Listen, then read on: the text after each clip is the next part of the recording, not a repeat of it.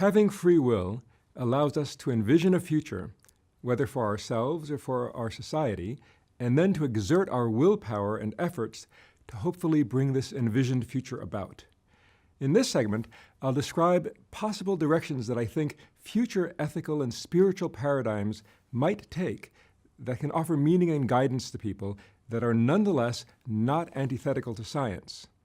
I will, as well, describe some of the potential dangers religion and science may face in coming to terms with each other. These predictions about the future of science and religion are no doubt influenced by my own personal experiences and struggles to make sense of reality. My mother's Christian and my father was Buddhist Confucian, so I grew up surrounded by aspects of both of these traditions. While I admire the central ethical message of Christ, namely to act based on love and forgiveness, I find it hard to believe many of the ontological claims of religion. Also, in terms of a practice, I find the New Testament to be pretty thin on actually explaining how one is to attain a mind capable of being governed by love and forgiveness. In that sense, the concrete practices that come out of the Asian traditions may, in one sense, help many Christians become better Christians. Some of my scientist colleagues reject religion outright. While I, like many of them, can't be convinced to believe in things that are simply unbelievable to me, I do believe that modern civilization needs a guiding ethical and indeed spiritual framework in order to grow into a less violent, less alienating society, more in harmony with nature and human nature. We can't revert to the lifestyles of pre-technological peoples. We must attain a new harmony with nature and ourselves, embracing technology and science without succumbing to a blind faith in technological fixes for what ails us. Science and spiritual systems will, I believe, gradually achieve a degree of mutually beneficial synthesis. Science will help religion grow beyond its traditional reliance on myth and receive its dogma. Tolerant spiritualities will increasingly be based less on belief than on practices such as meditation in a community of people seeking to transform their consciousnesses. Such community practices will help us discover what is true rather than be based on received beliefs about what is true. Such spiritual approaches will, in turn, help science grow beyond its present reductionistic paradigm and rejection of experiential insight as a valid mode of inquiry into the nature of reality. In the process of their co-evolution, the paradigms of both religion and science are likely to both change dramatically in the coming centuries. Spiritual traditions compatible with the worldview of science already do exist. It's possible to live ethically without theistic or supernatural myths, just as it is possible to live and grow spiritually without faith in one's own immortality. For example, many Jews embrace Reform Judaism as a culture and moral system of community living while maintaining skepticism toward many of its theological claims. Even though a man might not believe in the God portrayed in the Old Testament, he might still embrace the community and traditions that foster a good and ethical life. Certainly, it's possible to have a moral code of human behavior without the threat of divine punishment. Good need not be defined in reference to forces outside individual conscience. Good can be conceived as that which sustains and enhances life, evil that which harms or undermines it. Such a biocentric, non-theological definition of good will not dissolve all our modern moral dilemmas, especially when benefiting one life involves harming another, as in the cases of abortion or meat eating, but it at least frees us from old dilemmas such as, how can a good God have permitted the Holocaust? And it frees us from the magical thinking that some being other than a human being will save us from the worst in ourselves. Some Buddhist traditions are explicitly anti-myth and anti-dogma. Zen, for example, is complementary to the traditions of science, whereas science, for the most part, is an open-minded, skeptical, and methodical program of collective observation of the outer world. Zen advocates open-minded, skeptical, and methodical observation of the inner world by each individual. We're taught to accept that everything changes, that to cling to things is a key source of needless suffering, and that all we are given is our awareness here and now.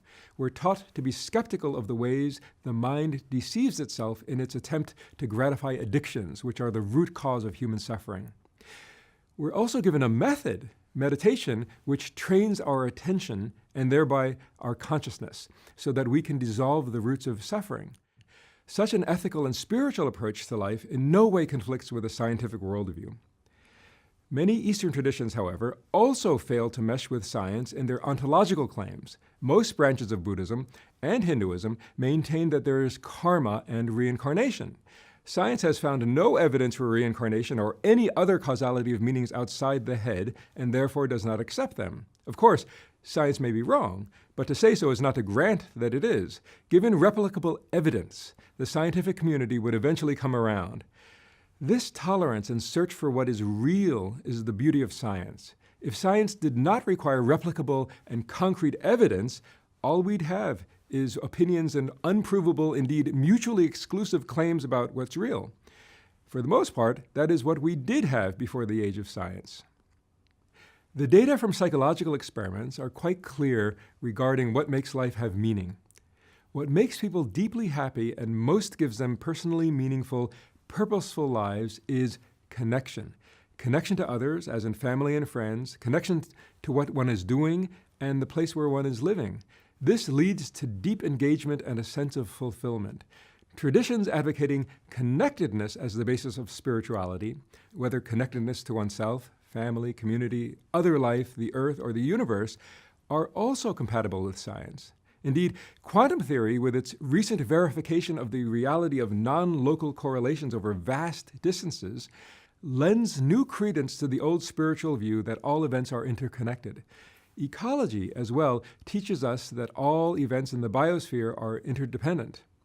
Science seems to be moving toward a worldview in some ways analogous to those of certain ancient spiritual traditions, such as Native American traditions. Science advocates a position that you are related to all living beings on Earth through a common ancient ancestor. Just think, you're related through ancestry to that plant and even to that paramecium. Science tells a creation story where our ancestors emerged from the oceans and the land from much simpler forms. Rather than undermining a spiritual worldview, science is in effect supporting a worldview of deep connectedness among all living things, where we literally came into being in and eventually out of the Earth's oceans, and where we are akin to all life. Traditional religions, freed of myth, sexism, and dogma, have an ethical and spiritual core that can still help teach us how to live. Jesus, for example, had profound teachings about love, tolerance, forgiveness, healing, and wholeness. That many people can no longer accept Western religion's ontological claims does not mean the tradition's ethical and spiritual messages need also be rejected. Perhaps the ethical baby was thrown out with the bathwater of myth and dogma. Is it possible to reform some of these old traditions in a manner that will prove compatible with science and not antithetical to it? I think so, but time will tell. Some ontological claims of religions seem to me to be projections onto reality of people's subjective experiences. Back when we lived in tribes and our worlds were dominated by nature and animals, we were animists, seeing life forces in everything. Then, when we came to live in towns and cities dominated by ruling families, we projected a ruling family out there into the world as the pantheon of gods. Then, when the first empires formed, God was described as a king or emperor, and monotheism was conceived. Now human societies have undergone yet another phase transition, this time not from a tribe to a city or a city to an empire, but a transition to a global society where all human information is accessible in the palm of your hand. Just as the Greco-Roman metaphor of a family of gods became unbelievable to many people, creating a vacuum of meaning that allowed a new metaphor, namely one of God as emperor, to take hold, we live in a similar period where the emperor metaphor in turn has lost its hold on many people's imaginations. If people project their modern experiences onto reality, we might predict that future religious movements will focus on information and consciousness as the essence of reality. Perhaps certain ontological claims from old religions that run counter to claims of science can be reformulated into metaphors that are not incompatible with science. For example, rather than emphasizing that Christ will physically return in a bodily form, which requires believing in anti-scientific notions of the supernatural, Future versions of Christianity might embrace this as a metaphor for the return of his kind of consciousness in human beings. Right now, I suspect most believing Christians would find that view heretical, but in the end, people will vote with their feet and simply stop attending churches that do not speak to them, a societal process of secularization that is well underway in the West and beyond. Non-dogmatic, non-mythological, ethical, and spiritual systems have ample tradition to build upon. Science is not incompatible with any spirituality, compatible with reason. Traditions which revere the connections that sustain life and practices such as meditation will increasingly satisfy people's needs for moral and spiritual guidance. Just in my lifetime, the transformation in society has been dramatic. When I was a boy, I didn't know a single person who did yoga, whereas now it seems that yoga is everywhere. These non-Western traditions will, I suspect, meld with the West's own non-dogmatic, meditative, and mystical traditions such as Gnosticism, Sufism, and Kabbalism. Practices such as meditation and reliance on individual insight and conscience will replace myth and dogma as the wellsprings of religion. Communities and sanctuaries dedicated to rational and tolerant spiritualities will grow, restoring a sense of connectedness to social life and to the processes that support life. But all this may occur against a rising tide of intolerance and dogma spreading through the ranks of the uneducated, the angry, and the needy. All that can save us from an age of intolerance is reason, intolerance of intolerance, education, and spiritualities compatible with reason. The alternative is bleak. We could return to a dark age of myth, dogma, and mind control where heretics are silenced for advocating the scientific worldview or an alternative spirituality unafraid of reason. Without rationally spiritual action to keep us from destroying the connections that sustain our lives, civilization might collapse. The new dark age might not end like the last one did in a renaissance of reason. It might just end. My own view is that there is one encompassing reality, which can be known through public and private observation. The domain of science can be considered the exploration and modeling of publicly knowable reality. The domain of spirituality, privately knowable reality. Both science and religion tend to extrapolate maps of reality formed within their domain to the other's domain, causing misunderstanding and conflict. Science and religion need not conflict, however. For example, a mind is only experienced privately and therefore can be a person's vehicle for spiritual exploration. A mind, however, also correlates with behavior and brain events, permitting the scientific exploration of mind. Because there's only a single reality, science and religion, both in search of truth, must converge on a coherent understanding of reality distilled from both public and private exploration.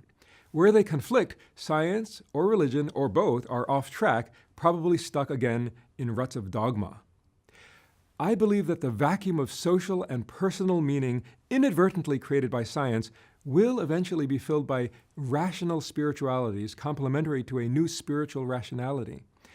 The path to this future will no doubt be complex and turbulent. For one thing, hatred and fear will always be with us because these are basic human emotions.